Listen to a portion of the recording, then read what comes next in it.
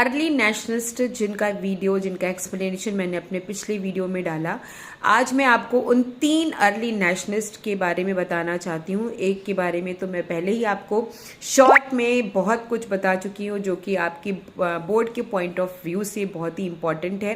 Second early nationalist जो कि बहुत ही पॉपुलर हुए और जिनका कंट्रीब्यूशन हमारे इंडियन नेशनल मूवमेंट में बहुत ही ज़्यादा रहा, वो थे सुरेंद्र नाथ बनर्जी। तो सुरेंद्र नाथ बनर्जी इलेक्ट हुए थे इंडियन नेशनल कांग्रेस में ट्वाइस, यानी 2 बार ये चुनाव लड़े थे और दोनों बार ये जीते थे, एक 1895 में और एक 1902 में।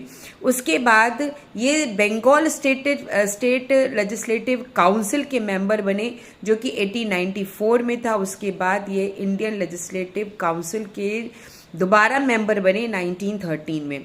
इन्होंने हमेशा गवर्नमेंट की रॉन्ग पॉलिसी को अपोज किया और हालांकि ये बहुत ही कूल और काम तरीके से इन्होंने ब्रिटिशर्स के सामने अपने प्रस्ताव को रखा, बट फिर भी इन्होंने ब्रिटिश के अनफेयर मीन्स को बिल्कुल भी नहीं माना।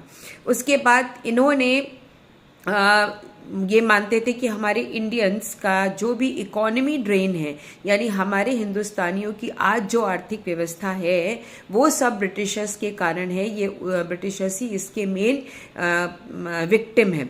उसके साथ ही साथ इन्होंने कई ऐसी पॉलिसीज थी ब्रिटिशर्स की जिसके अगेंस्ट इन्होंने अपना संघर्ष किया और इनका एम था कि लोगों के अंदर राजनीति क्या होती है, राजनीतिक टर्म्स क्या होते हैं, ये भावना हो, ये मतलब उनको इसका ज्ञान हो और हमारे हिंदुस्तानी पढ़े लिखे हों।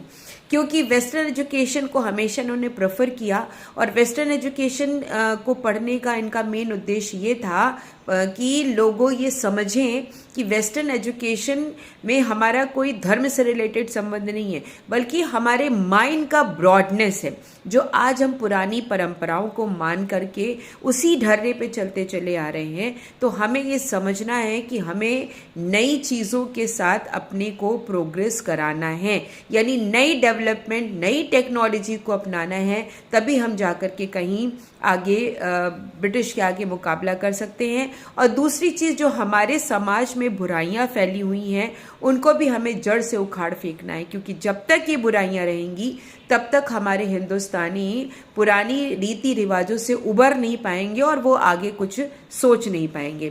तो मॉन्टेमॉर्ले रिफॉर्म जो आया था 1809 में, उसके अगेंस्ट भी कदम जो बढ़ाया था वो हमारे सुरेंद्र नाथ बनर्जी ने बढ़ाया था। उसके बाद इन्होंने इम्पेरियलिज्म, यानी इम्पेरियलिज्म का मतलब होता है कि जब कोई एक